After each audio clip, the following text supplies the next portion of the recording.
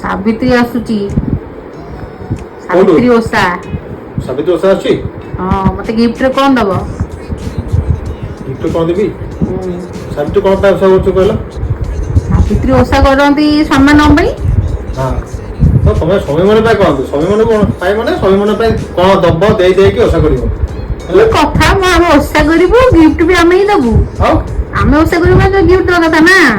ଆରେ ଓଷା କଲେ ତମକୁ ଖାଇବାକୁ ଦେବି। ଓଷା ଗିଫ୍ଟ କଣ ପାଇଁ ଦେବି? ଆଉ ଓଷାରେ କଣ ଖାଇବାକୁ ଦବ? ଦେଖ ସାବିତ୍ରୀ ଯେ ଓଷା କରିଛି, ସାବିତ୍ରୀ ପାଇଁ ଓଷା କରିବ।